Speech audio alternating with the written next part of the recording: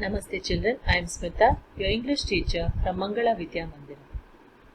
Class 9 Standard, Subject English. Welcome you all back to the lesson 3 questions. So let me quickly recall the story so far.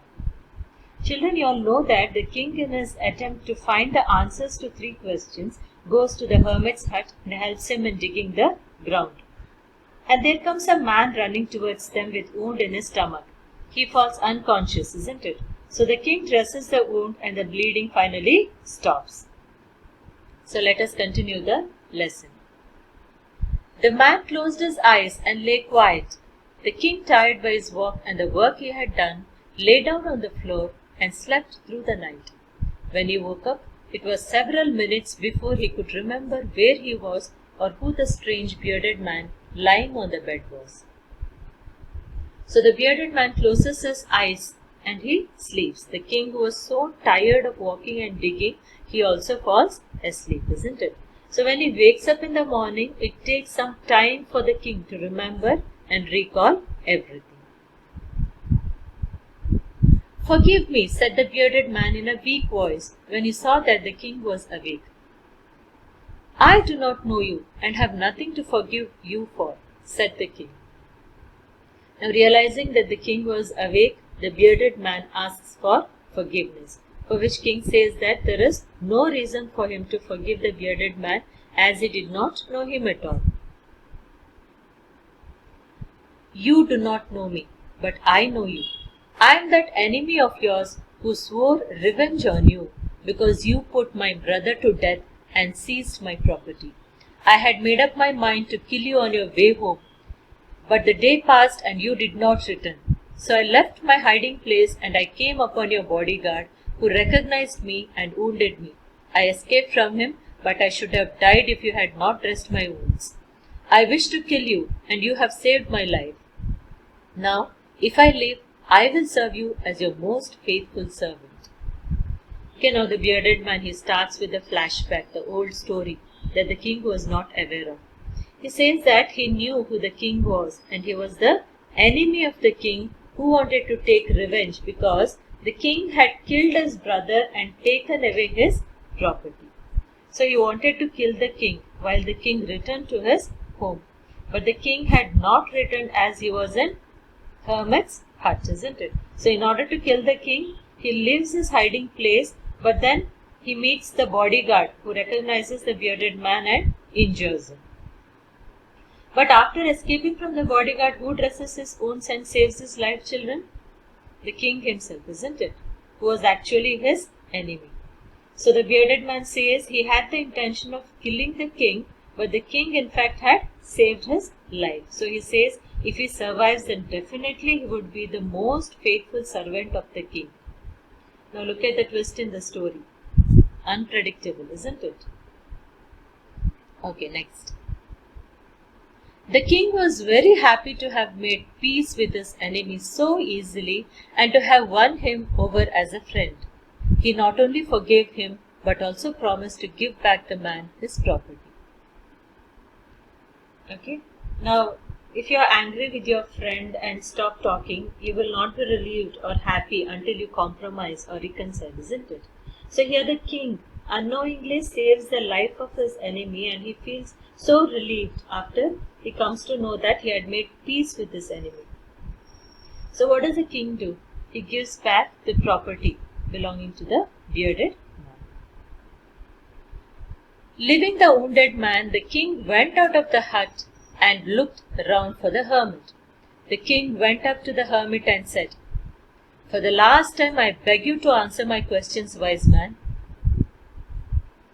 "You have already been answered," said the hermit.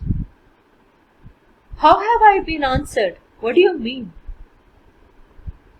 Okay, now the king goes out in search of the hermit. Now he begs the hermit to answer to his questions, for which the hermit says that his questions have been answered. Now the king feels surprised and he asks him what did he mean by that, for which the hermit says. Let us see what he says. "Do you not see?" replied the hermit. "If you had not pitied my weakness yesterday and had not dug these beds for me, you would have gone away. Then that man would have attacked you. So the most important time was when you were digging the beds, and I was the most important man, and to do me good was your most important business. Later, when the man ran to us, the most important time was when you were caring for him, because if you had not dressed his wounds, he would have died without having made peace with you. So he was the most important man, and what you did for him was your most important business. Now, if the king, the hermit says, if the king had not helped the hermit by digging the ground the previous day and had gone back, then the man would have attacked and killed him. So for the first question, I hope you all remember the question, children. What is the right time to begin something? The first question is, what is the right time to begin something? So for that, hermit says the most important time was when the king was digging the ground, because digging the ground saved his life. Okay, isn't it? Digging the ground saved his life, and therefore it is the most important time. And the second question, who was the most important person? For that, hermit answers that hermit himself was the important person, because indirectly hermit saved his life, saved king's life, isn't it? If king had not helped him, he would have gone back and the bearded man would have attacked the king. Is it not, children? So the most important work was helping the hermit or doing good to the hermit, which also saved the king's life. Now, when the bearded man comes to the hut, the most important time was when the king was dressing his wounds and caring about him. Because if the king had not dressed his wounds, he would have died without making peace, and the man would have remained as the king's enemy. The bearded man was the most important person at that time, and helping him was the most important work. I hope you understood so far, children. Next. Remember then, there is only one time that is important, and that time is now. It is the most important time because it is the only time we have any power to act. The most necessary person is the person you are with at a particular moment. The most important business is to do that person good, because we are sent into this world for that purpose alone. Okay, so with all the above examples, the hermit gives answers to the king's questions. Now the hermit says that the most important time is now, or the present, because you have control only on the present, and it is the only time where anyone has the power to act or do something. So the answer for the first question is now, or present. The most important person is the person you are with at any time. And the most important work is to do good to the person we are with at any particular time, as we are sent to this world to do good to others. This is what hermit says to the king.